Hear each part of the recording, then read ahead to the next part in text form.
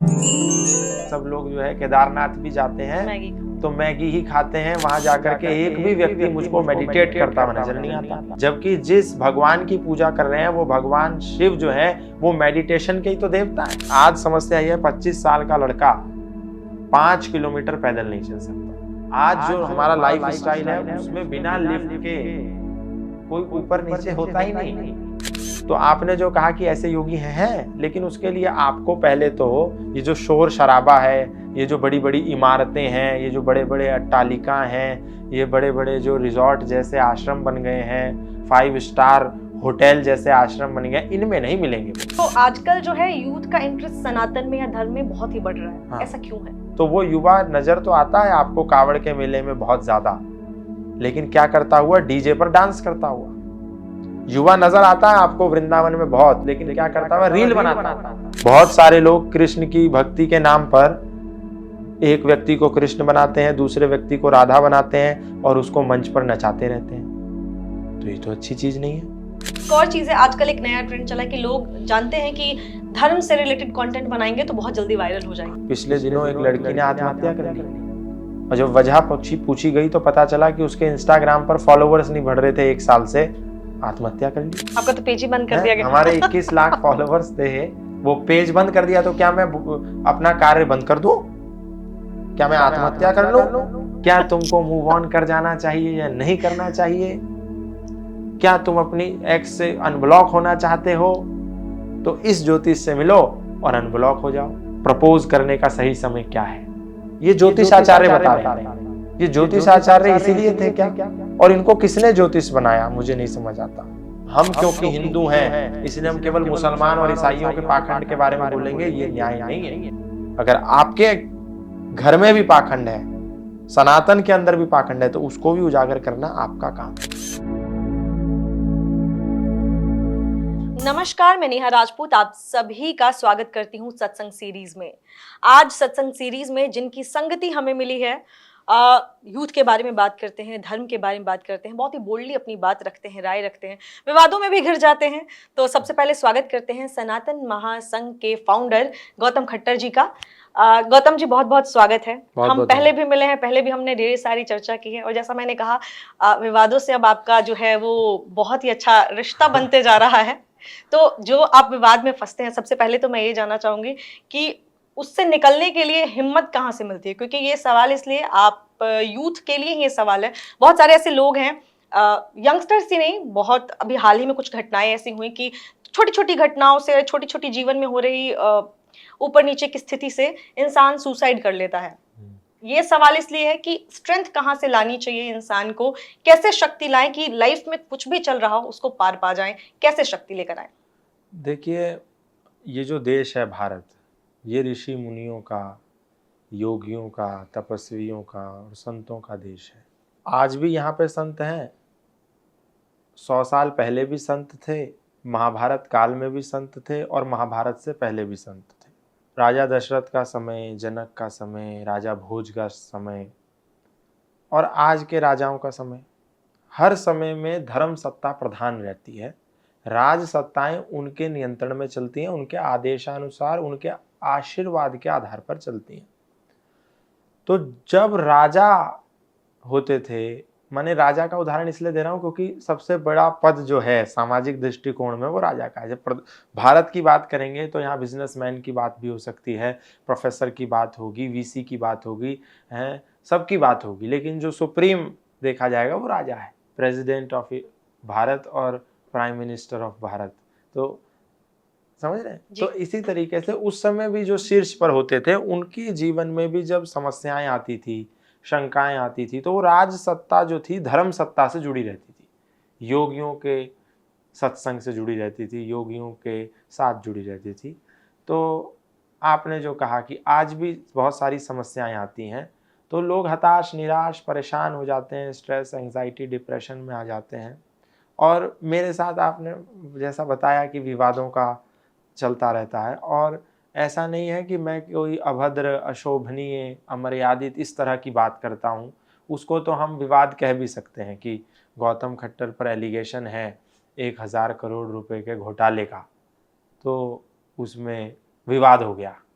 मुझे आके ईडी ने छापा मार दिया, फिर ईडी को मैं दोषी पाया गया और वो मुझे उठा करके ले गई। इसको कहते हैं विवाद। कोई चीज हमारे इतिहास में, हमारी किताबों में, हमारे ग्रंथों में, हमारी पुस्तकों में, हमारे जीवंत इतिहास में घटित हुई है और पुस्तकों में वो वर्णित है, उसको हूबहू कोट करके जन सामान्य के सामने रखना और उससे विधर्मी तत्वों को आपत्ति होना और फिर उनका सड़कों पे आ जाना, इसका अर्थ ये नहीं है कि मैं विवादित हूं या मुझे विवाद पसंद है या मैंने विवाद को जन्म दिया। सत्य को सत्य बोलना विवाद नहीं होता। हां, सत्य कुछ और है, हम कुछ और कहते हैं, सत्य के विपरीत कहते हैं, फिर उससे किसी को आहत होता है, इसको विवाद कहते हैं, है ना। लेकिन यहां पर सत्य को सत्य कहने पर भी विवाद हो जाता है। हमको बहुत सारी चीजें झेलनी पड़ती हैं और जेल भी जाना पड़ता है या कोर्ट जाना पड़ता है, क्राइम ब्रांच जाना पड़ता है या वो लेकर के चले जाते हैं, कुछ भी कह लीजिए।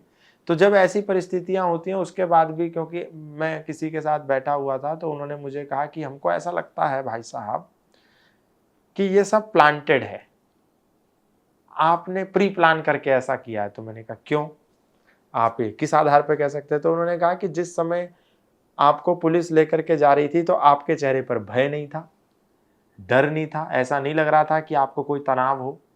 आपके चेहरे पर हमको हल्की मुस्कान नजर आई है और शांति नजर आई। ऐसा तो तभी होगा जब आप दोनों मिले हुए हों। तो फिर मैंने उनको बताया कि देखिए, ये जो सूक्ष्म सत्ताएं हैं जिनसे हमारा जुड़ाव रहता है या जिनके पास रह कर के हम अध्ययन करते हैं, जिनसे हम साधना के दृष्टिकोण से जुड़े होते हैं, जिनसे हम सीखते हैं, जो उच्च कोटि के साधक हैं, वो हमको प्रेरणा देते हैं, वो हमको ऊर्जा देते हैं, वो हमको शक्ति देते हैं। इसलिए जब मुझे ये जो लेटेस्ट जो एक विवाद हुआ था जी। उसमें जब मुझको अरेस्ट किया गया, उस समय भी मैं हिमालय पे था और जब मैं वहां से छूट गया उसके बाद भी मैं हिमालय पे था। तो अब हिमालय पे मैं पहाड़ों की मैगी खाने तो गया नहीं था, जी। है ना, क्योंकि अक्सर अभी सब लोग जो है केदारनाथ भी जाते हैं मैगी खाने। तो मैगी ही खाते हैं। वहां जाकर के एक भी व्यक्ति मुझको मेडिटेट करता हुआ नजर नहीं आता, जबकि जिस भगवान की पूजा कर रहे हैं वो भगवान शिव जो है वो मेडिटेशन के ही तो देवता है, ध्यान के देवता है, पर उनको पूजा करने वाला एक भी व्यक्ति उनकी तरह उनके मार्ग पर चलते हुए मेडिटेट नहीं कर रहा। तो वहां पर योगी क्यों रहते हैं? योगी तो दिल्ली एनसीआर में भी रह सकते हैं, कोई तो कारण होगा। केदारनाथ का मंदिर तो यहां भी बन सकता है, पिछले दिनों बनने का प्रयास किया था लेकिन बहुत विवाद हुआ कि आप यहां कैसे बना सकते हैं। हर चीज की एक परंपरा, एक लीगेसी है। तो वहां जो योगी जन हैं, जो हमारे गुरुदेव हैं, जो दिगंबर जन हैं, जो सन्यासी हैं, वो नहीं जो आपको मार्केट में नजर आते हैं।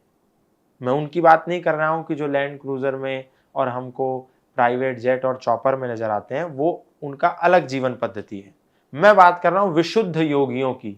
वो योगी जो परमहंस योगानंदा जैसे हैं, वो योगी जो स्वामी विवेकानंद जैसे हैं, वो योगी जो महर्षि दयानंद जैसे हैं, वो योगी जो जे कृष्ण मूर्ति जैसे हैं, वो योगी जो स्वामी शिवानंद जैसे हैं, वो योगी आज भी हैं। क्या? हाँ, ये मैं यही पूछना चाहती थी, क्या वैसे योगी आज के समय में हैं? आज भी हैं। आप मिले हैं उनसे? मिलता हूं। अगर किसी को वैसे योगियों से मिलना हो तो कहाँ मिल सकते हैं फिर वो? उसके लिए सबसे पहले तो थोड़ी मेहनत करनी पड़ेगी। लेकिन आज समस्या यह है, 25 साल का लड़का 5 किलोमीटर पैदल नहीं चल सकता। आज जो हमारा लाइफ स्टाइल है उसमें बिना लिफ्ट के कोई ऊपर नीचे होता ही नहीं। पूरे दुनिया में, संसार में आप देख लीजिए, जो भी समाज में लोग हैं आप उनसे पूछिए कि आप कहाँ रहते हैं, धूप में कोई नहीं रह सकता। आज सबको गर्मी क्यों लग रही है? क्योंकि उनको अभ्यास नहीं है। वो घर में एसी चल रहा है, घर के एसी से बाहर निकले, अगर अपनी गाड़ी है तो उसमें बैठे, उसमें भी एसी चल रहा है। कैब में बैठे तो उसमें भी एसी चल रहा है। जैसे ही कैब में बैठते हैं तो एक स्पीकर बोलता है ये राइड एसी राइड है। एसी चलाएं, उसके लिए एक्स्ट्रा शुल्क ना लें, उसमें एसी है। फिर वहां से निकले, मॉल में घुसे, उस मॉल में एसी है। अपने कार्यालय में घुसे, ऑफिस में गए, वहां पर एसी है। स्कूल में गए, वहां पर एसी है। कॉलेज में गए, वहां पे एसी है। कैफे में गए, वहां पे एसी है। तो एसी लाइफ स्टाइल जो है, इतना ज्यादा हमने अपने आप को पैम्पर्ड कर दिया है, सेल्फ पैम्परिंग इसको बोलते हैं, कि आप 2 कदम पैदल चल ही नहीं सकते। इसलिए 25 साल का व्यक्ति पैदल चलने में असमर्थ है। हम लोग हाल फिलहाल में वसुधारा में गए, और वसुधारा से मेरा पुराना 2012 से मेरा संबंध है। बद्रीनाथ से ऊपर जाके लगभग शायद 10 किलोमीटर पैदल चल करके जाना होता है, ट्रैक करना होता है बहुत संकीर्ण रास्तों का। तो मैं वहां पे जब चल रहा था, अभी हाल की घटना है, तो एक नया दंपत्ति भी चल रही थी, पति पत्नी। तो जो पति था उसने अपने बच्चे को गोद में लिया था, वो चल रहा था, और पत्नी थी, उसकी उम्र भी 25 साल की होगी। तो पति ने पत्नी से कहा कि मेरा फोटो खींच आगे जाके, मेरे सामने की घटना है। तो पत्नी ने उस पति को धमकाया, डांटा, स्कोल्ड, बहुत गुस्से में, कि यहां मुझे मौत आ रही है और तुझे अपनी फोटो की लगी है। मतलब आप सोचिए, 25 साल की महिला जो है वो चलने में असमर्थ है। तो आपने जो कहा कि ऐसे योगी हैं, लेकिन उसके लिए आपको पहले तो ये जो शोर शराबा है, ये जो बड़ी बड़ी इमारतें हैं, ये जो बड़े बड़े अट्टालिका हैं, ये बड़े बड़े जो रिजॉर्ट जैसे आश्रम बन गए हैं, 5 स्टार होटल जैसे आश्रम बन गए, इनमें नहीं मिलेंगे। वो आपको मिलेंगे किसी झोपड़ी में, किसी हिमालय की कंदराओं के बीच में, किसी चट्टान के ऊपर मेडिटेट करते हुए मिलेंगे। उसके लिए आपको करना पड़ेगा पुरुषार्थ, क्योंकि वहां ना गाड़ी जाती है, ना घोड़ा जाता है, ना वहां पर वो जो पीठ पर बिठा करके चलते हैं पहाड़ों पर, वो भी वहां नहीं जाता है। तो उसके आपको पुरुषार्थ करना पड़ेगा। लेकिन जो प्यासा होता है पानी, उसको मिल ही जाता है। यूथ की बात की आपने, तो आजकल जो है यूथ का इंटरेस्ट सनातन में या धर्म में बहुत ही बढ़ रहा है। हाँ। ऐसा क्यों है? नहीं, 2 तरह के इंटरेस्ट हैं। एक, इसको इस दृष्टि से देखेंगे, जब आप केदारनाथ जाएंगे आप देखेंगे युवा ही युवा नजर आता है। वृंदावन आप जाएंगे, वहां देखेंगे युवा ही युवा नजर आता है। काशी आप जाएंगे, युवा ही युवा नजर आता है। अयोध्या जाएंगे, युवा ही युवा नजर आता है। एक तो ये दृष्टिकोण है देखने का। और जब आप इसको देखेंगे तो आप कहेंगे धर्म को लेकर के बहुत जागृति हो रही है, युवा धर्म को लेकर के बहुत जागृत हो गया। ठीक है, लेकिन अगर आप इसकी तह में जाएंगे और आचरण के दृष्टिकोण से देखेंगे तो आप कहेंगे कि ये बाह्य आवरण से तो हमको दिखता है कि बहुत युवा जो है वो आध्यात्मिक हो गया है, वो ये करता है, वो करता है, लेकिन अंतःकरण में आप देखेंगे तो वो युवा नजर तो आता है आपको कावड़ के मेले में बहुत ज्यादा, लेकिन क्या करता हुआ? डीजे पर डांस करता हुआ। युवा नजर आता है आपको वृंदावन में बहुत, लेकिन क्या करता हुआ? रील बनाता हुआ। युवा आपको नजर आता है बहुत अधिक संख्या में केदारनाथ में, लेकिन क्या करते हुए? वहां तरह तरह की रील बनाते हुए। यही तो युवा कर रहा है। ये होना आध्यात्मिक होना नहीं है। हाँ, जब आपको युवा नजर आए मेडिटेशन करते हुए, तब आप कहेंगे कि देश का युवा सनातनी हो रहा है। युवा जब आपको नजर आए लाइब्रेरी में भगवत गीता, रामायण, महाभारत पढ़ते हुए, तब हम कहेंगे कि देश का युवा सही दिशा में जा रहा है। लेकिन नाचना, गाना, कल तक हम देख रहे थे कि लड़कियां लड़के टिकटॉक पर नाचते हुए वीडियो बना रहे थे, रील बना रहे थे, लेकिन उन्होंने देखा ट्रेंड क्या चल रहा है। ट्रेंड तो सनातन का चल रहा है। तो जो लड़कियां फुटपाथ पर खड़े होकर के आर्ट के नाम पर, उसको वो नाम देते हैं कि हम तो आर्टिस्ट हैं, हम तो एक्टर हैं, हम तो थिएटर करते हैं। तो सड़क पर नाचना, और अगर इंटेंस लैंग्वेज में कहा जाए तो सड़क पर खड़े होकर के मुजरा करना, ये थिएटर आर्टिस्ट का काम नहीं होता है। तो क्या कह सकते हैं कि सोशल मीडिया ने सनातन को मजबूत नहीं किया है, बल्कि एक ट्रेंड बना दिया है? नहीं, ये इसके दोनों ही पक्ष हैं। तलवार जो होती है, चाकू जो होता है, उसके दोनों ही पक्ष हैं। उस चाकू से आप किसी की हत्या करके उसकी जान ले भी सकते हैं, और उसी चाकू को डॉक्टर इस्तेमाल करके, प्रयोग करके किसी मरते की जान बचा भी सकता है। तो अब चाकू तो जनता के हाथ में है ना। अब उसमें बहुत सारे नौजवान ऐसे हैं जो उसका सही प्रयोग करके अच्छी बातें शास्त्रों की तह में से निकाल करके लोगों को बताते हैं। बहुत सारे ऐसे भी लोग हैं, और बहुत सारे ऐसे लोग हैं जो केवल एक एजेंडा चलाते हैं, पॉलिटिकल एजेंडा। उनका एक पॉलिटिकल एजेंडा सेट है, वो उसी पर बात करते हैं। बहुत सारे लोग ऐसे भी हैं वो इसको चलाते हैं केवल और केवल नेम और फेम के लिए। उनकी बैकग्राउंड आप देखेंगे तो उनका कोई अध्ययन नहीं है, वो केवल एआई से कंटेंट निकालते हैं। सामने टेलीप्रॉम्प्टर, अब तो इसमें मोबाइल पर ऐप भी आ गया है टेलीप्रॉम्प्टर का, सामने मोबाइल लगा दीजिए, उसमें पूरा कंटेंट चलेगा, आपको देखना है, बोलना है, वीडियो वायरल हो जाएगा, है ना। तो इसको देखने के भी अलग अलग नजरिए हैं। आजकल जो जेंजी है वो कूल चीजें ढूंढती है, तो क्या सनातन को कूल बनाना जरूरी है ताकि जेंजी जो है वो जुड़ सके उससे? कूल कैसे? मतलब किसी भी तरीके का ऐसी चीज वैसा एलिमेंट उसमें ऐड करना जिससे कि जेंजी जो आजकल पसंद करते हैं, तो उसको थोड़ा लोग आजकल कोशिश करते हैं उनकी लैंग्वेज में उस तरीके से, जैसे पुरानी ही कहानियां हैं, पुरानी ही चीजें हैं, तो उनकी लैंग्वेज में उसको प्रस्तुत करना, उसको अपलोड करना, उसका कंटेंट बनाना, या उन हर एक चीज में, जैसे कृष्ण जी की ही बात होती है तो कृष्ण जी के किसी भी एक लाइफ के एक पार्ट को बहुत ही कूल बना देना, ये कृष्ण जी तो ऐसे थे। तो क्या इस तरीके का कंटेंट होना चाहिए? हमारे सनातन को बहुत ही इस तरीके से कूल बनाना चाहिए ताकि जेंजी जुड़ सके, या ये चीजें नहीं होनी चाहिए? नहीं, उसकी भी एक सीमा है ना। कूल बनाने के लिए, लोगों को सरलता से समझाने के लिए आप किसी व्यक्ति को कृष्ण बना करके और दूसरे को अर्जुन बना करके मंच पर मंचन कर सकते हैं भगवत गीता के स्वाध्याय का या उनके संवाद का, इतना तो आप कर सकते हैं। लेकिन कूल बनाने के लिए इतना नहीं कर सकते कि जो इतिहास में घटना घटित ही नहीं हुई आप उसी का मंचन मंच पे करने लगे। जैसे बहुत सारे लोग कृष्ण की भक्ति के नाम पर एक व्यक्ति को कृष्ण बनाते हैं, दूसरे व्यक्ति को राधा बनाते हैं और उसको मंच पर नचाते रहते हैं, तो ये तो अच्छी चीज नहीं है?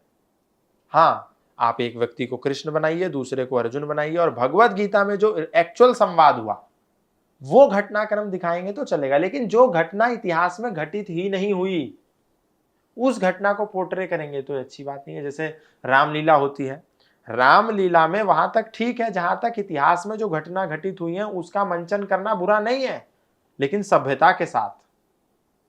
लेकिन बहुत सारे ऐसे लोग हैं जो इसमें असभ्य हो जाते हैं केवल इसलिए कि उनको फॉलोवर्स चाहिए, उनको व्यूज चाहिए, पता नहीं कैसे कैसे गाने बनते हैं। और हर साल सावन आता है, जब श्रावण मास आता है और ये यात्रा चलती है गंगा जल भरने की यात्रा, इसमें कितनी फूहड़ता होती है जेनजी के नाम पे, है इसको कूल बनाने के लिए। तो इतना कूल मत बनाइए कि अपमान हो जाए। कूल बनना वहां तक ठीक है जहां तक हमारे देवी देवताओं का, हमारे भगवान का, हमारे धर्म का सम्मान बचा रहे। एक और चीज है, आजकल एक नया ट्रेंड चला है कि लोग जानते हैं कि धर्म से रिलेटेड कंटेंट बनाएंगे तो बहुत जल्दी वायरल हो जाएंगे। हाँ। आजकल बहुत सारे ऐसे लोग हैं जो अपने छोटे छोटे बच्चों को कथावाचक बना दे रहे हैं, या उनको किसी भी तरीके से धर्म से जोड़कर और उसकी वीडियो बनाकर डालते हैं। उनका मेन पर्पस जो है वो होता है पैसे कमाना या पॉपुलर हो जाना, क्योंकि हम जानते हैं कि उस छोटे से बच्चे को उतना ही पता है जितना उसके पेरेंट्स उसको सिखा रहे हैं। तो क्या ये चीजें होनी चाहिए कि छोटे छोटे बच्चों को इस तरीके की चीजों में डालना चाहिए?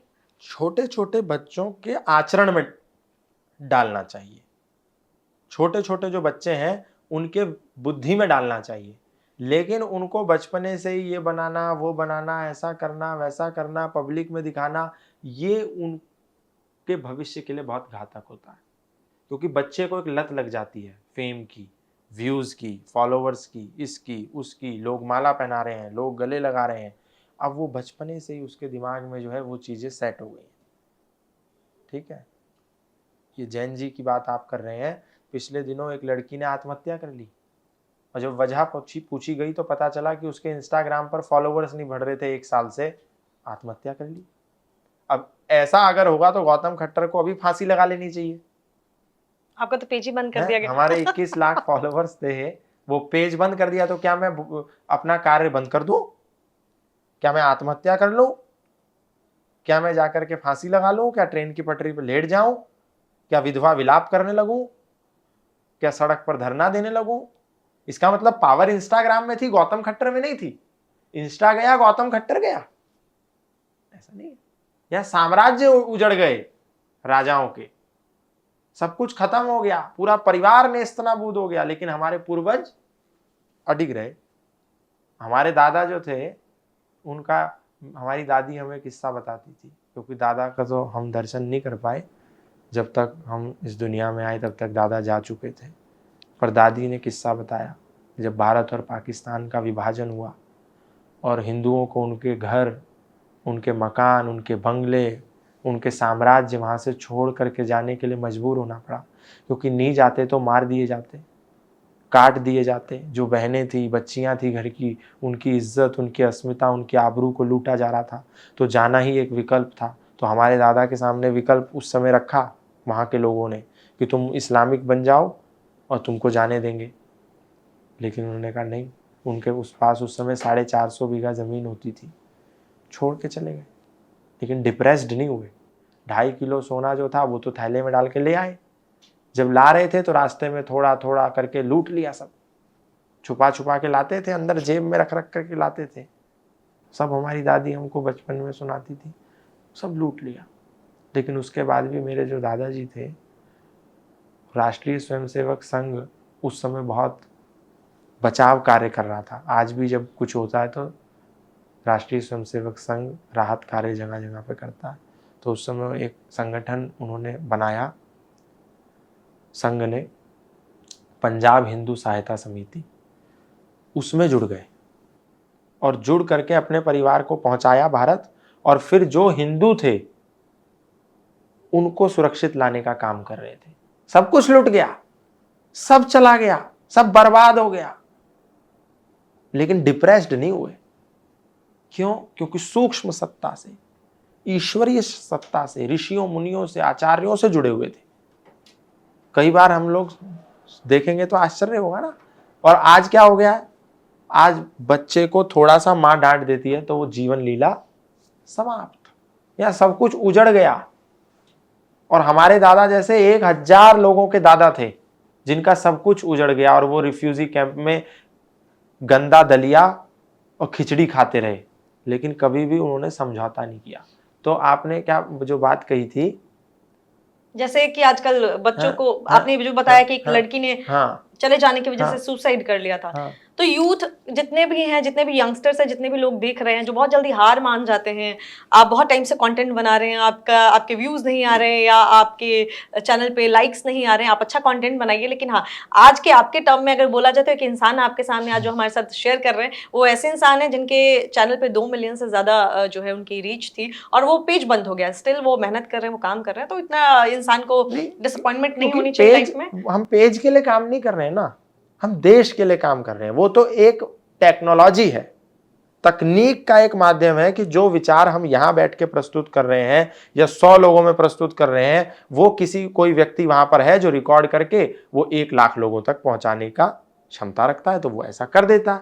लेकिन हम उसके लिए थोड़ी कर रहे हैं। भगत सिंह फांसी के फंदे पे झूले जब, तो क्या कोई इंस्टाग्राम था क्या? लेकिन आज उनके लाखों फॉलोवर्स हैं या नहीं है? अच्छा काम करने की जरूरत अच्छा है। काम करना है। वो तो एक माध्यम है कि जो हम कर रहे हैं उसको हम पब्लिक डोमेन में इंटरनेट के माध्यम से ज्यादा लोगों तक ऑनलाइन पहुंचा सकते हैं। काम तो ऑफलाइन ही करना पड़ेगा ना। अब हम जाकर के महाराष्ट्र में, मुंबई के अंदर लोगों को धर्म जागरण का कार्य करते हैं और उनको 1 घंटा सनातन के वैज्ञानिक पक्ष के बारे में बताते हैं, तो वो वहां जाके बताते हैं ना। वो बाय प्रोडक्ट है कि कोई व्यक्ति वहां रिकॉर्ड करके उसको प्रचारित कर देता है, इंटेंशनली नहीं होता है वो। लेकिन काम जमीन पे नहीं करेंगे तो वो रिकॉर्ड होगा क्या? नहीं होगा। तो हम जो भी काम करते हैं, भगत सिंह ने जो भी काम किया, परमहंस योगानंदा ने कौन सा इंस्टाग्राम पे योगा सिखाया? लेकिन आज परमहंस योगानंदा जी की तस्वीर कहां लगती है? अमेरिका, लंदन, रशिया, सब जगह लग रही है कि नहीं लग रही है? काम करना जरूरी है। हिटलर की तो जर्मन फोटो नहीं लगा रहा है। हिटलर की लगा रहा है क्या? बुद्ध की लगा रहा है। तो बुद्ध इंस्टाग्राम चलाते थे क्या? नहीं चलाते थे। उनके तो फेसबुक पे फॉलोवर भी नहीं थे, क्योंकि फेसबुक ही नहीं था। फेसबुक छोड़ो, मोबाइल ही नहीं था। लेकिन बुद्ध को आज सब लोग पूज रहे हैं कि नहीं पूज रहे हैं? हिंदू भी पूज रहा है, जैन भी पूज रहा है, बुद्ध तो पूज ही रहा है, और ईसाई भी पूज रहा है। तो ये छोटी बात है, संकीर्ण मानसिकता है कि इसके फॉलोवर ज्यादा, उसके फॉलोवर ज्यादा। फॉलोवर ज्यादा होने से कुछ नहीं होता। यहां सनी लियोनी के फॉलोवर सबसे ज्यादा। आजकल कितना बड़ा विवाद चल रहा है। कॉकरोच जनता पार्टी के इतने फॉलोवर और भारतीय जनता पार्टी के इतने फॉलोवर से क्या होता है? विचार क्या है?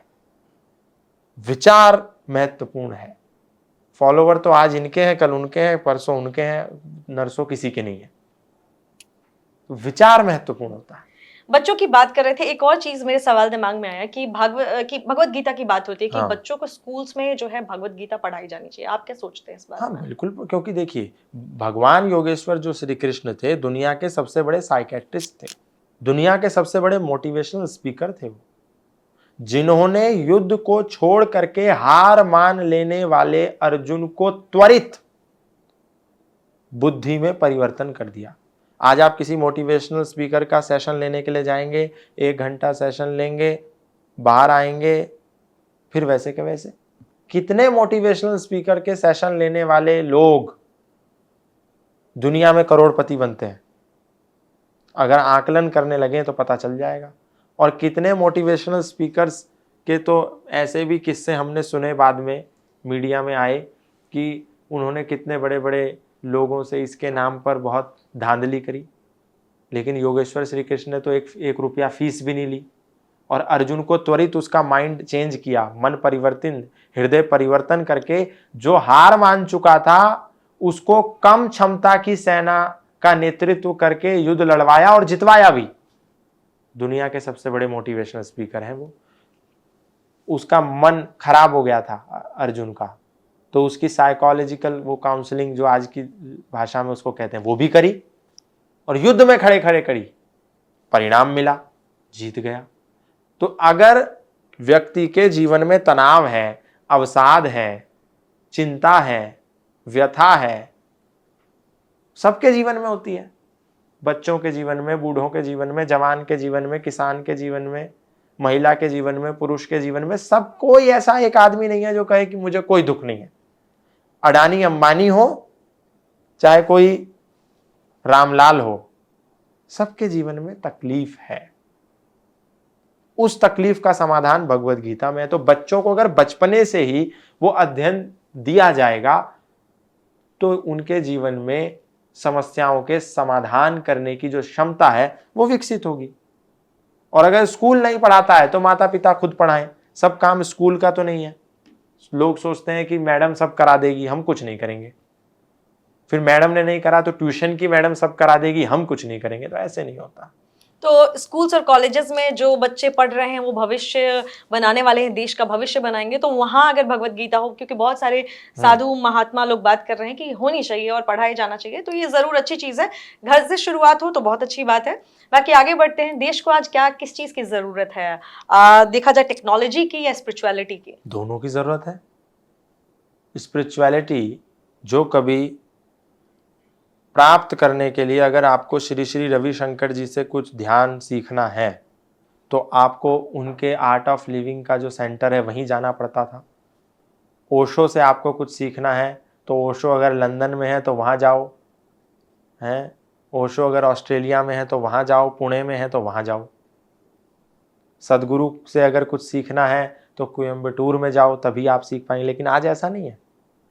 आज तकनीक का ज़माना है, तो अगर आपको सदगुरु से कुछ सीखना है तो आप YouTube पे जाइए, सदगुरु का मेडिटेशन जो वो कराते हैं उसको डालिए, उनका पूरा सेशन वहाँ पे आ जाएगा, उसको फॉलो कीजिए। मतलब बेसिक।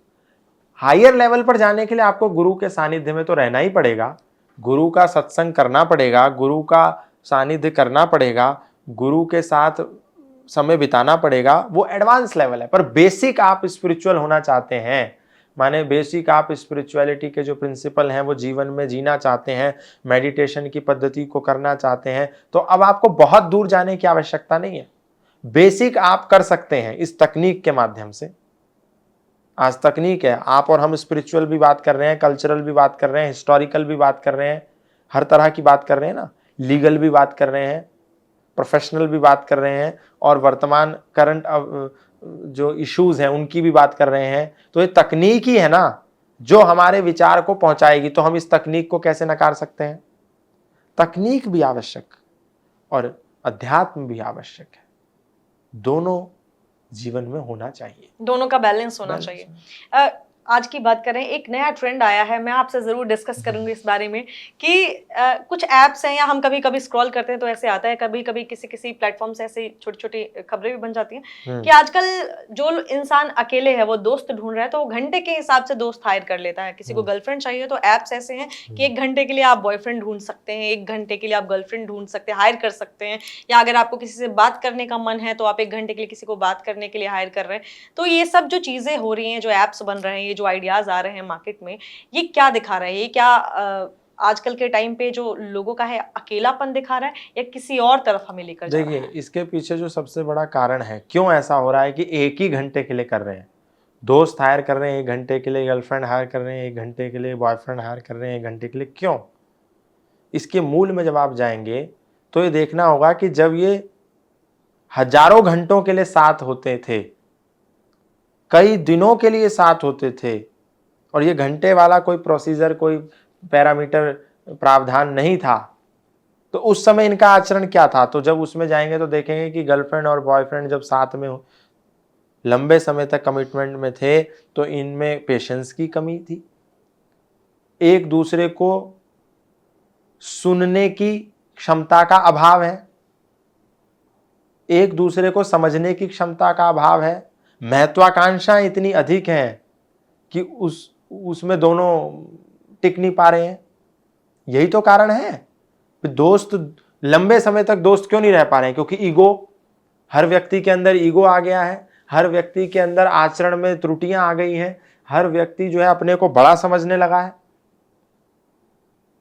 इसीलिए दोस्ती टिक नहीं पा रही है, लंबे समय तक टिक नहीं पाएगी क्योंकि बात करने का तरीका नहीं है।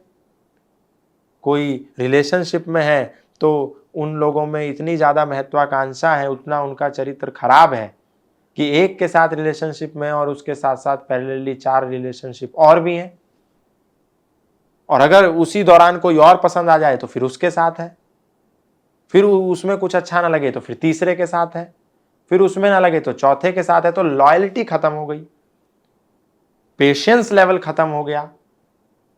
अब क्या है? कॉन्ट्रैक्ट है, 1 घंटा तुम्हें हमारे साथ रहना है और इसके बाद तुम कहीं जाओ, हम कहीं जाएं, हमको किसी से कोई मतलब नहीं है। पहले ऐसा नहीं था ना, तुम ये कर रहे हो तो ऐसा नहीं होना चाहिए। तो कहने वाला अदब से कहता था और सुनने वाला भी सम्मान से सुनता था, इसलिए उनमें बनती थी बात।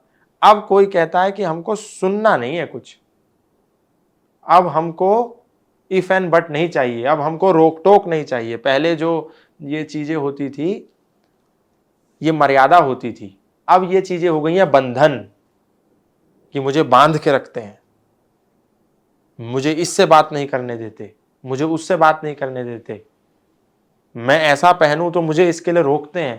पहले ये चीजें मर्यादा थी, अब इन चीजों को नया नाम दे दिया है, अंग्रेजी में पता नहीं क्या कहते हैं, बाउंडेशन। बाउंडेशन। मुझे कंट्रोल करते हैं या मुझे कंट्रोल करती है माय लाइफ माय चॉइस। एक क्योंकि आजकल रील्स बहुत वायरल होते हैं या हाँ। फिर कपल कंटेंट जो है वो बहुत हाँ। बनते हैं, तो क्या कह सकते हैं कि इन रील्स की वजह से या कपल कंटेंट की वजह से एक अनरियलिस्टिक एक्सपेक्टेशन क्रिएट हो रहा है? बहुत ज़्यादा ये रील्स ऐसी ऐसी बना रहे हैं कि उसको देख करके बहुत ज़्यादा उसमें भावना में बह जाते हैं और धैर्य किसी के पास है नहीं, किसी के पास नहीं है। बड़े से बड़ी प्रोफाइल देख लीजिए, हमारे कितने क्रिकेटर ऐसे हैं जिनका आपसी विवाद अपनी धर्म पत्नियों से हो गया, जबकि उनके पास तो सब कुछ था, पैसा, धन, दौलत, नाम, शोहरत, इज्जत, उसके बाद भी उनकी पत्नियां उनको छोड़ के चली गई। क्यों? आज हमको इस पर अध्ययन करने की जरूरत है। और एक नहीं, क्रिकेट की दुनिया में ऐसे अनेकों खिलाड़ी हैं, भारतीय क्रिकेट टीम में भी। क्यों? और फील्ड में देखिए, नेताओं की फील्ड में देखिए, वहां भी ऐसे बहुत सारे उदाहरण हैं, किसी भी फील्ड में। और सामान्य जीवन में देख लीजिए, वहां भी ऐसे उदाहरण हैं। तो क्यों हो रहा है ऐसा? क्योंकि उस पर देखते हैं, सोशल मीडिया पे आता है, फिर उसको उसमें ढाल लेते हैं कि फिर उसमें एक्सपेक्टेशन करते हैं। एक्सपेक्टेशन बहुत हाई हो गई, पहले ऐसा नहीं होता था। अब तो एक्सपेक्टेशन इतनी ज़्यादा हाई होगी कि इसके पास KTM बाइक है, लेकिन ये एक नया लड़का है, इसके पास तो मर्सिडीज है, तो मैं तो इसके साथ जाऊंगी। लेकिन पहले ऐसा नहीं था। माता सीता के पति मर्यादा पुरुषोत्तम श्री राम के पास तो सोने का महल नहीं था, था क्या? नहीं था। लेकिन रावण के पास सोने का महल था और उन्होंने कहा मंदोदरी बना दूं दासी, सब सेवा में लंकावासी। अगर उस समय इंस्टाग्राम होता और उस समय ये सब चीजें होती, एक्सटर्नल इन्फ्लुएंस होता, माने नेगेटिव इन्फ्लुएंस, तो फिर हम आज सीता माता को नहीं पूज रहे होते, मर्यादा पुरुषोत्तम श्री राम की पूजा हम नहीं कर रहे होते। लेकिन उस समय मर्यादा थी, इसलिए उन्होंने कहा ये सोने का महल हमारे लिए धूल के समान है। एक तरफ कुछ और हम जैसे ये बातें कर रहे हैं, माता सीता की बात कर रहे हैं, कुछ हमारे सोसाइटी में अभी के टाइम पे कुछ ऐसे भी लोग हैं जो चीटिंग को, एक्स्ट्रा मैरिटल अफेयर को भी सही बताते हैं। उसको तो क्या लगता है कि ये नॉर्मलाइज क्यों होती जा रही है, एक्स्ट्रा मैरिटल अफेयर या फिर चीटिंग, इसको नॉर्मलाइज क्यों कैसे कर रहे हैं? इसमें ये देखना होगा कि कौन लोग इसको वैलिडेट कर रहे हैं, जो खुद चीटर हैं। अब चीटिंग का, आपको चीटिंग की क्लीन चिट चाहिए तो चीटर ही क्लीन चिट दे रहा है। सर्टिफिकेट जब चीटर ही देने लगे तो वो चीटिंग को क्लैरिफाई कर देगा ना, वेरीफाई कर देगा कि ठीक है। आप चोर से पूछो चोरी सही या गलत, तो चोर कहेगा चोरी तो दुनिया का सबसे महान काम है। आप डकैत से पूछो डकैती अच्छी या बुरी, तो डकैत स्टैंप लगा के, मोहर लगा के सर्टिफिकेट दे देगा कि डकैती से दुनिया में बड़ा पुण्य काम नहीं है, डकैती ही सबसे बड़ा पुण्य का काम है। ठीक ऐसे ही ये जो मैरिटल अफेयर, ये जो पॉडकास्ट अब बहुत सारे आते हैं कि चीटिंग कोई बुरी बात नहीं है, शादीशुदा महिला से इश्क हो जाए तो उससे बड़ा कोई इश्क नहीं है, ऐसा ही तो उसमें आ रहा है, सब रील में हम देखते हैं। पहले तो हम बसों में देखते थे कि सौतन से छुटकारा पाना है तो इस वाले बाबा से मिलो, खान बंगाली से मिलो।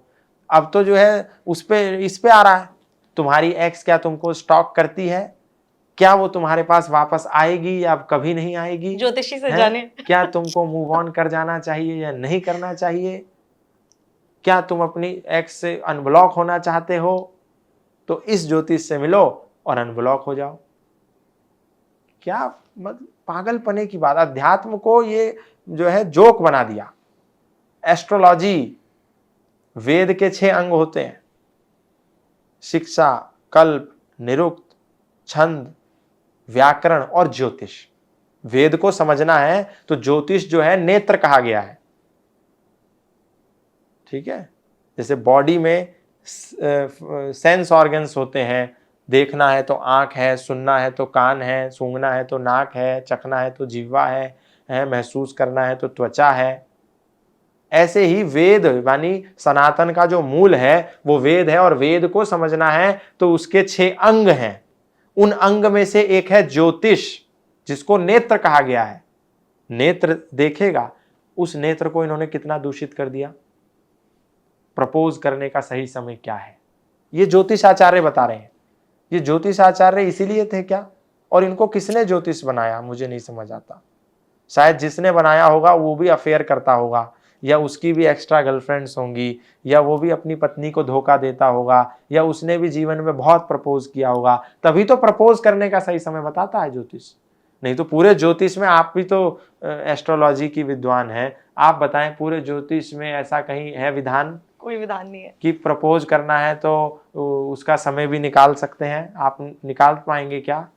नहीं, सब फेक प्रोपोगेंडा चल रहा है।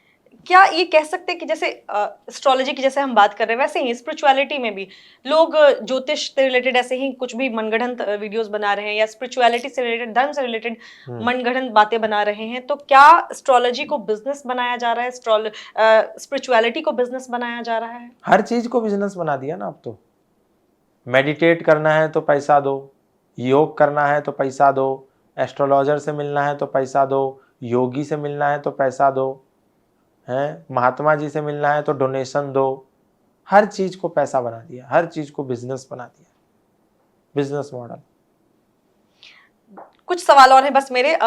एक चीज ये है कि रिलेशनशिप में ये आजकल रिलेशनशिप में देखते हैं कि जब कभी चाहे वो शादी हो, जब वो टूटती है तो सॉफ्ट नोट पे तो जल्दी टूट नहीं रही है। मैं बड़े बड़े लोगों की बात नहीं कर रही, छोटे मतलब मिडिल क्लास लोगों की बात कर रही हूँ। वहां पे रिवेंज आ जाता है या फिर ब्रेकअप हो जाता है, उसके बाद रिवेंज आ जाता है और अग्रेशन बढ़ता है और वो बहुत ही टॉक्सिक रूप ले लेता है, फिर वो मर्डर तक चली जा रही है बात। ऐसा क्यों है कि समाज में लोगों के बीच में इतना अग्रेशन, इतनी हिंसा बढ़ते जा रही है कि जब रिश्ता टूटता है तो उसके बाद वो हिंसक मोड़ ले ले रहा है? इसमें जो सबसे आधारभूत जो कारण हमको नज़र आता है, वो पहले ही मैंने कहा कि पेशेंस की बहुत ज़्यादा कमी है। इतना ज़्यादा लोग अटैच्ड हो जाते हैं इच्छाओं की पूर्ति के लिए कि जब उनका विच्छेदन होता है तो रिवेंज उसमें आड़े हाथ आ जाता है। ठीक है, आप एक समय तक साथ थे, अब आप साथ नहीं हैं, तो आप अपने रास्ते, वो अपने रास्ते। और या तो आपके अंदर इतनी अंडरस्टैंडिंग होनी चाहिए कि आपके कभी रास्ते बदले ना।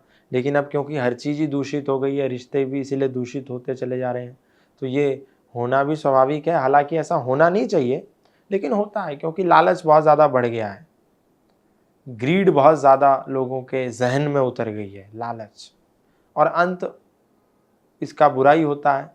तो रिवेंज लेने से कुछ भी नहीं होगा, और रिवेंज के भी तरीके होते हैं, हर रिवेंज का एक तरीका है? हर रिवेंज किसी की हत्या करके, हैं, उसको नाश करके, ये सब चीज़ों से रिवेंज नहीं होता। आप अपने जीवन में इतने ऊपर उठ जाएं कि वो चीज़ इतनी पीछे रह जाए, ये सबसे बड़ा रिवेंज है ना। आप अपने जीवन में इतना सफल हो जाएं, वो एक गाना भी है ना, ठुकरा के मेरा प्यार मेरा इंतकाम वो देख के रिवेंज ही बता रहे है, हैं वहां। माने उसमें देखो कितना अच्छा कुछ ऐसा, उसमें शायद वो एक आईएएस अधिकारी कुछ बन गया था, ऐसा कुछ गाना है? तो इस रिवेंज लेना है तो फिर ऐसा लीजिए। ये क्या रिवेंज हुआ कि मर्डर कर दिया, फिर पूरा जीवन खुद भी जेल में सड़ते रहे, वो मर गई या वो मर गया और तुम जेल में सड़ रहे हो। कितनी लड़कियां ऐसी हैं इस देश के अंदर, वो अपने बॉयफ्रेंड को दूसरे किसी एक्स्ट्रा बॉयफ्रेंड के साथ मिलकर के उसको काट करके उसके पकौड़े बना दिए। बहुत सारी लड़की क्रूर हो गई हैं, महिलाएं नहीं, पुरुष भी हो गए। पुरुष भी ऐसे दोनों हैं, तरफ से ही, हाँ, पुरुष ऐसा भी, भी हम इसको जेंडर स्पेसिफिक ना नहीं कर सकते, पुरुष भी ऐसे ही हो रहे हैं? महिलाएं कितनी, वो एक लड़की आई थी, उसको ड्रम में पैक कर दिया अपने पति को।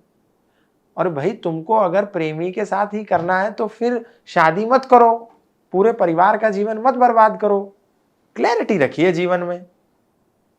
अब इनकी क्लैरिटी नहीं है क्योंकि इनका एक से काम नहीं चलता है, उनको चाहिए अनगिनत, 2-3 चाहिए। क्यों? क्योंकि एक पैसा देता है, एक पैम्परिंग देता है। जो पैसा देता है वो पैम्परिंग नहीं दे रहा है, जो पैम्परिंग दे रहा है वो हैंडसम नहीं है, जो हैंडसम है उसमें दिमाग नहीं है। उनको चाहिए सब कुछ। महिलाएं नाराज हो जाएंगे क्योंकि आप सिर्फ महिलाओं के लिए बोल रहे हैं, नहीं, पुरुष भी हैं मैं ऐसे। जेंडर स्पेसिफिक नहीं हूं, मैं सबके लिए कह रहा हूं। जी। असल में क्या है कि पैसा लड़की नहीं दे रही है ना, या पैम्परिंग महिलाएं नहीं कर रही हैं। ऐसा देखा गया है, हाँ। मतलब अभी जैसे ये हम रिलेशनशिप की बात करें, लेकिन हाँ। आफ्टर मैरिज में बहुत सारे लोग अभी हाल ही में बहुत सारे ऐसे केसेस हुए हैं जहां पे महिलाएं सुसाइड कर ले रही हैं, उनको कोई ऑप्शन नहीं मिल रहा है, डाउरी के लिए मार दिया जा रहा है उनको। तो उस केस में गवर्नमेंट को भी एक्शन लेना चाहिए और खुद में भी इंसान को इतना सशक्त बनना चाहिए कि आप उस सिचुएशन से बाहर निकले। अब देखिए, मैं आपको डाउरी का एक उदाहरण दूं। एक व्यक्ति, कोई सामाजिक संस्था का कोई व्यक्ति है, उनका मेरे पास मैसेज आया, उन्होंने कहा भाई साहब ऐसा ऐसा एक लड़की है, गरीब लड़की है, इसकी शादी होनी है और इसका इतना पैसा दहेज में जाना है, और अब जो है वो जो परिवार है, लड़के वाले जो हैं, उनकी डिमांड है कि हमको इतना पैसा चाहिए, नहीं तो हम शादी तोड़ देंगे, तो हमको इनके लिए इतना पैसा जुटाना है, आप इसमें थोड़ा सहयोग करो।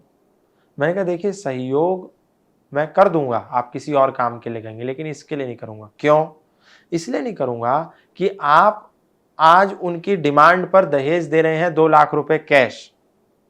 क्या गारंटी है कि 2 लाख रुपए कैश देने के बाद जब लड़की आपकी उनके घर जाएगी वो नई डिमांड नहीं रखेंगे? जिसने आज डिमांड रख दी और धमकी दे रहा है 2 लाख के आधार पर कि हम शादी तोड़ देंगे, तो ऐसी शादी अभी टूट जाए तो अच्छा है, नहीं तो कल वो तुम्हारी लड़की को मारेंगे, पीटेंगे, गाली देंगे, उसका तुम क्या करोगे? क्या तुम अपनी लड़की बेच रहे हो कि 2 लाख रुपए लो और हमारी लड़की अपने घर में ले लो? तो उसने कहा कि ऐसे तो हमने सोचा ही नहीं, हम बिल्कुल अब ऐसा नहीं होने देंगे। एक विचार ही तो है। और उन्होंने फिर उस लड़की का विवाह वहां नहीं किया। तो लोग भी बढ़ावा देते हैं, दिखावा, उसने अपनी शादी में इतना पैसा खर्च किया, हम इतना करेंगे। सोशल मीडिया बहुत बड़ा कारण है शायद इसके है। पीछे। तो लोग इसको सही तरीके से ना यूज करके बहुत ही नेगेटिव तरीके से इस्तेमाल कर रहे हैं। हाँ, जैसे हमारे अडानी जी हैं, उन्होंने अपने पुत्र का विवाह किया, बड़े ही शालीनता से किया, कोई हो हल्ला नहीं, कोई दिखावा नहीं। अडानी, लेकिन अंबानी जी ने तो हो हल्ला। अब देखिए, जिसने किया, मैं उसकी बात नहीं, हमें समाज में पॉजिटिव जो लोग हैं उनसे सीखें। कई बार हम क्या है, एंटी नेगेटिव हो जाते हैं, प्रो पॉजिटिव नहीं होते। हमको प्रो पॉजिटिव होने की आवश्यकता है।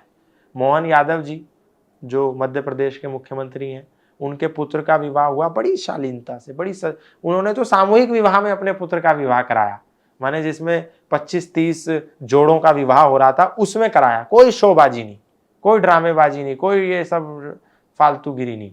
तो समाज में ऐसे लोग हैं, हमको उनसे सीखना चाहिए। बहुत सारी हमने सोशल मीडिया वगैरह की बातें की। आखिरी सवाल आपसे जाते जाते, आप ही के विवाद से मैं जो हाल ही में हुआ है, बहुत सारे लोग कहते हैं कि जब कोई भी किसी धर्म के बारे में बात करता है, खासतौर पे सनातन के बारे में बात होती है, तो लोग कहते हैं हेट फैला रहे हैं, बांटने का काम कर रहे हैं। तो क्या धर्म के बारे में, अपने धर्म के बारे में बात करना हेट फैलाना हुआ, या किसी तरीके से किसी और को हम अपने धर्म की अच्छाई बोल रहे हैं तो, और हम उसको सोशल मीडिया पे डाल रहे हैं, तो इससे दूसरे अगर आहत होते हैं, क्या ये सही है? या उनका इस तरीके की बात कहना, टिप्पणी करना, जो लोग धार्मिक है उनके ऊपर, कि ये लोग हेट फैलाते हैं? क्योंकि हर बाबाओं के ऊपर अक्सर जो है आरोप लगते रहते हैं कि ये हेट फैलाते हैं, ये कहीं खड़े होकर मंच पर और धार्मिक मुद्दों पर बात करते हैं तो हेट फैला रहे हैं। तो क्या इस तरीके की चीजें होती हैं कि हर धर्म के मुद्दे पे बात करने वाला हेट फैला रहा है? नहीं, ऐसा कुछ नहीं है, ये तो सब इनका प्रोपेगेंडा और फेक नैरेटिव है। इसमें कोई, इस बात में बहुत ज़्यादा सच्चाई नहीं है। दूसरी बात, जो भी व्यक्ति धर्म के बारे में बोल रहा है, या इतिहास के बारे में बोल रहा है, या कानून के किसी पक्ष के बारे में बोल रहा है, सबसे पहले तो उसकी भाषा, उसके शब्द, उसका अंदाज और उसका उद्देश्य, है ना, ये सब देखा जाता है। बहुत सारे लोग हैं जो सीधा मंच पे ही माँ बहन की गाली देते हैं, अशोभनीय, अमर्यादित, अमानवीय, अभद्र शब्दों का प्रयोग भी करते हैं। तो हम तो उनके समर्थक नहीं है, उस भाषा के हम समर्थक नहीं है, ठीक है। बहुत सारे लोग हैं वो जो सभ्य तरीके से बोलते हैं लेकिन सच्चाई बोलते हैं, वो ठीक है। बहुत सारे लोग हैं जिनका उद्देश्य एक है, अपने में कोई कमी ना देखना, दूसरे में यदि कोई है तो उसी को उजागर करते रहना, वो भी गलत है। किसी इतिहास के महापुरुष ने ऐसा नहीं किया। अपने में जो कमी थी उस पर भी बोलते थे, दूसरों में जो कमी थी उस पर भी उन्होंने चिंतन दिया। तो हमें जो है बहुत ही ज़्यादा न्यूट्रल और निष्पक्ष होना चाहिए। अगर पाखंड है, हमको नजर आता है, तो केवल हम क्योंकि हिंदू हैं इसलिए हम केवल मुसलमान और ईसाइयों के पाखंड के बारे में बोलेंगे, ये न्याय नहीं है। अगर आपके घर में भी पाखंड है, सनातन के अंदर भी पाखंड है, तो उसको भी उजागर करना आपका काम है। यानी बाइस नहीं होना चाहिए, निष्पक्ष होना चाहिए, मर्यादा होनी चाहिए, अभद्रता नहीं होनी चाहिए, सहजता होनी चाहिए, लेकिन मूर्खता भी नहीं होनी चाहिए कि हम शुगर कोट करके बोलेंगे। बहुत ज्यादा जो आतंकवादी है उसको आतंकवादी नहीं कहेंगे, उसको महान कहेंगे, तो ऐसा भी नहीं चलना। तो बहुत ही अच्छा लगा आपसे बात करके। आपने बहुत सारे, हमने जो अभी करंट टॉपिक है या जो भी चीजें हुई हैं, जो चल रही हैं, उस पर हमने बातचीत की और आपने खुलकर अपनी बातें रखी हैं। तो जितने सारे लोगों ने हमें सुना है, अगर आपका कोई सवाल है, आप चाहते हैं गौतम जी से पूछना, तो कमेंट सेक्शन में जाकर आप अपने सवाल लिख सकते हैं। अगर किसी बात से नाराजगी है तो वो भी लिखिए, क्योंकि फिर हम आपके उस पॉइंट को भी चुनकर हम अगले पॉडकास्ट में इनसे शेयर करेंगे और इनसे आंसर लेंगे। तो बहुत बहुत शुक्रिया आपका आने के लिए। मिलते हैं आपसे अगले वीडियो में, तब तक खुश रहें, ख्याल रखें।